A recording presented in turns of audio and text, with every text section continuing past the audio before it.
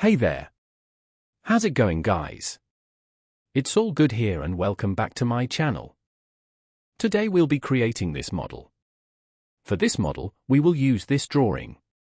First, let's break this drawing into simple pieces to which we can refer as part 1, 2, 3, 4, and 5. All combined together, we will achieve our model. Here comes part 1. Open Fusion 360 and start by creating a sketch. Select the YZ plane to draw a base rectangle starting from origin.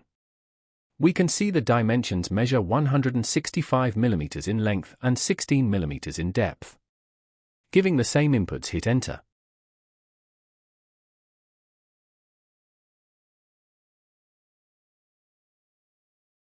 Now we will create the sketch for part 2. The grey portion represents that the cylinder is hollow. Hit C on your keyboard or select circle from here. Place a point anywhere on the plane and extend outwards. Type in 50 mm. Again, draw a circle from the same point of 25 diameter. To position these circles, we need to put some dimensional constraint. Hit D on keyboard to bring up Dimensions tool and select center of circle and the edge of the circle. Select the center and the left edge and type in 75 mm. The circles are now 75 mm away from the left edge. Similarly, select the center and the bottom edge and type 36 mm to position the center 36 mm above the bottom edge. Next, we will create part 3. Hit L on your keyboard or select line from here and draw a line of 11 mm from this point. This is because this whole length is 27 mm while we have already added this 16 mm. Now connect it till the circumference of the circle. Make sure the line is horizontal or 180 degrees. From the center as reference, start at the circumference and end on the top edge. Before we add this fillet, trace this line again from this point. Now add a fillet of 6 mm. By selecting the two lines, type 6 mm. If after adding fillet, this line disappears, your traced line didn't register. Part 4 looks like a cane handle. It is easier to create than to hold the cane. Start by placing two lines of any length. Just make sure they are vertical, that is, they are 90 degrees. Add dimensional constraint of 15 mm from center of circle to both of the lines. This way the total distance between the two lines is 30 mm. Alternatively, you could also create a rectangle and trim the unwanted parts. Now, hit C to create a circle of 180 mm diameter. Similarly, create another circle of 120 mm diameter. Now, select construction line type to create a circle of diameter 150 mm. Construction lines are lightly drawn lines that are used as guides while creating a drawing. They help in aligning and positioning other elements of the drawing. Let's adjust the given dimensions in a way that they are readable and look less cluttered. Now, trim the unwanted parts by selecting the tool from here or by hitting T on your keyboard. Here's a dad joke. Why did the Fusion designer become friends with the gardener? Because they both spent their days trimming, but one was dealing with polygons while the other tackled bushes.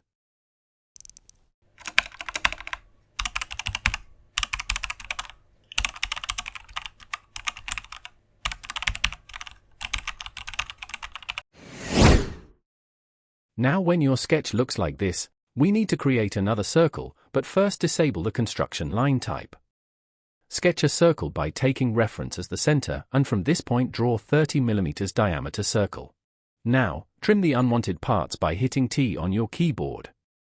Be careful about trimming these lines and arcs only, otherwise, you may leave the sketch open and therefore we cannot create a solid model out of it. Again, create a circle over here of 12 mm diameter.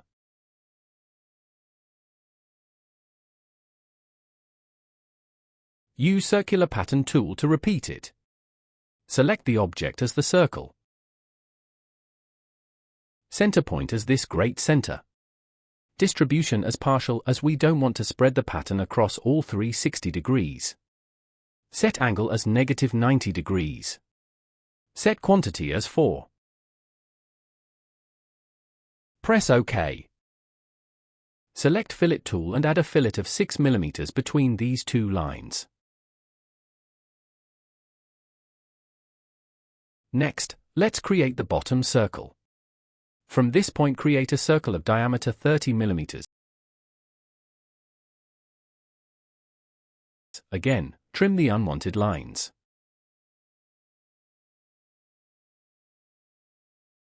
Zoom in to see that there might be a gap here. Fill that gap with a horizontal line. The sketch is now closed. Alright, folks, it's time for the moment of truth. Let's take a peek at our finished sketch and see if we've nailed it. Remember, perfection takes time, so don't be shy to pause the video and give your creation a thorough inspection. Great! Now hit Finish Sketch to exit the sketching mode. Here, I have turned off the layout grid as we are no longer sketching.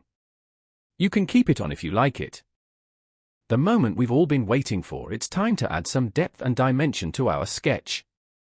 Time to extrude. Select this part and extend it to -56 mm. Unhide the sketch.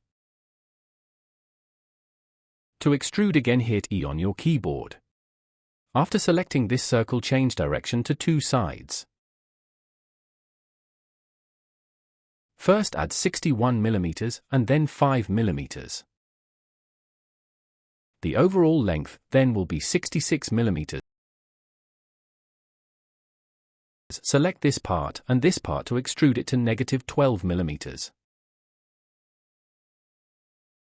Now select this piece to extrude it to 12 mm and 5 mm. Remember to change the direction to 2 sides.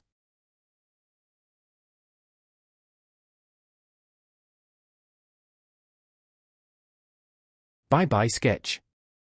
Hide the sketch as we no longer need it. Voila! Feast your eyes upon the splendor of our creation. With each click and extrusion, we've sculpted a masterpiece that would make even Michelangelo jealous. It's like watching a symphony of pixels and polygons dance before our very eyes, a testament to the boundless creativity of the human mind. I know you've been waiting for 2 holes for a long time. Select this face and create sketch on it. Hit C and create a circle of diameter 16 anywhere on this face. Position it by giving dimensional constraint. 25 mm from this edge. And 25 mm from this edge. Repeat on the other side.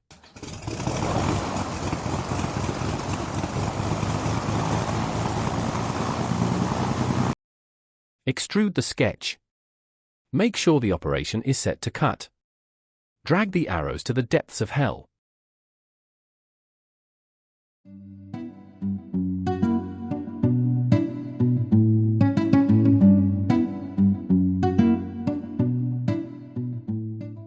As we dive into the realm of appearance modification, let's remember the age-old adage, real beauty lies on the inside. It's not just about adding a coat of paint or a flashy finish, it's about revealing the true essence of our design, the craftsmanship and innovation. If you've enjoyed diving into the world of CAD with me and picked up some valuable tips along the way, why not show your support by giving this video a thumbs up and subscribing to my channel?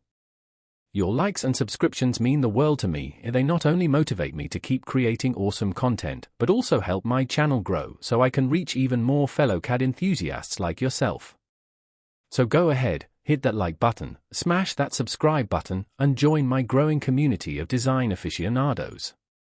Together, we'll continue to explore the endless possibilities of CAD and unlock the secrets of digital design. Thanks for watching, and happy designing!